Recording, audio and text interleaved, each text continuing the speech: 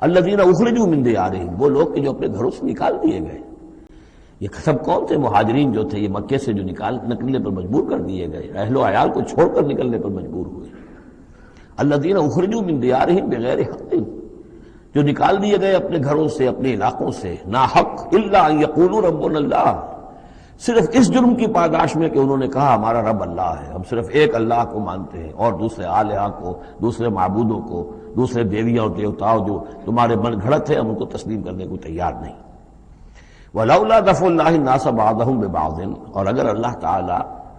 بعض لوگوں کو بعض کے ذریعے سے دور نہ کرتا رہتا، یعنی زمین میں یہ مضمون آ چکا ہے، سورہ بقرہ کی آیت نمبر 251 میں بھی یہی مضمون آیا تھا، جب طالوت اور جالوت کی جنگ ہوئی تھی، اس کے بعد یہ بات آئی تھی کہ اللہ تعالیٰ وقتاً فوقتاً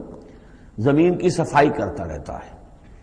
کہ جو بڑے فاسد قسم کے لوگ ہوتے ہیں اور مفسد قسم کے لوگ ہوتے ہیں، فاسد کلچر ہوتا ہے، فاسد ثقافت ہو جاتی ہے، تو پھر کوئی نہ کوئی ایسی شکل ہوتی ہے کہ اللہ تعالیٰ ان کو ختم کر کے، ان کا استیصال کر کے، ان لوگوں کو کچھ لوگوں کے ذریعے سے دنیا سے نیست و نابود کر دیتا ہے۔ اگر ایسا نہ ہوتا رہتا، وہاں یہ الفاظ آئے تھے، اگر ایسا نہ ہوتا رہتا تو لفسدت الارض، زمین میں تو فساد ہی فساد ہوتا۔ پھر یہاں فرمایا وَلَوْلَا دَفْعُ اللَّهِ النَّاسَ بَعْضَهُمْ بِبَعْضٍ لَهُدِّمَتْ صَوَامِعُ وَبِيَعٌ وَصَلَوَاتٌ وَمَسَاجِدُ يُذْكَرُ فِيهَا اسْمُ اللَّهِ كَثِيرًا، تو ڈھا دیے جاتے سارے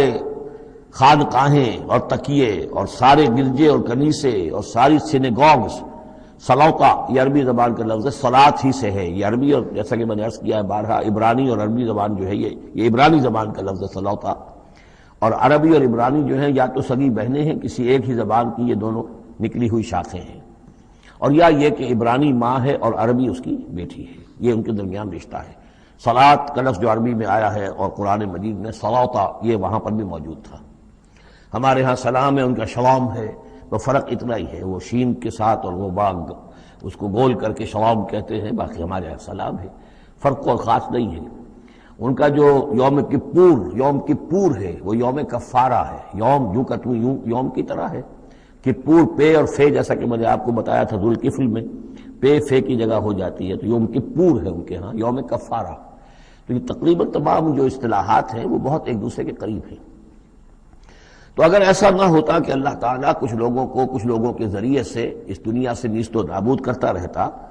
تو پھر تو یہ کہ کوئی عبادت گاہیں دنیا میں قائم ہی نہ رہتی۔ ظاہر بات ہے اپنے اپنے وقت میں یہ تمام عبادت گاہیں خدا واحد کی عبادت کے لیے بنائی گئی تھی،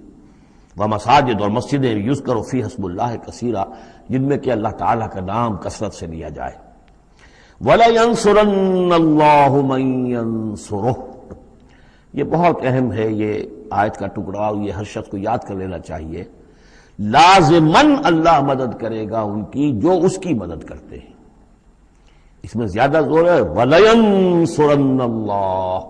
عربی زبان میں اس سے زیادہ تاکید کا اسلوب نہیں ہے، فعل مضارع سے پہلے لام زبر کے ساتھ، لام مفتوح، اور آخر میں نون مشدد تشدید کے ساتھ۔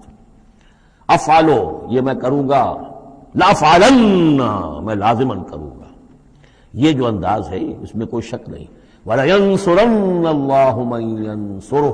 لیکن دوسری بات یہ آئی کہ ظاہر بات ہے کہ یک طرفہ معاملہ نہیں ہے، تم اللہ کی مدد کرو گے تو اللہ تمہاری مدد کرے گا۔ تم اللہ کے باغیوں کے ساتھ دوستیوں کی پیلیں بڑھاؤ، اللہ کے دشمنوں کے ساتھ تمہاری جو ہے وفاداریاں ہوں، اور تم چاہو کہ اللہ تمہاری مدد کرے، یہ تو انہونی بات ہے۔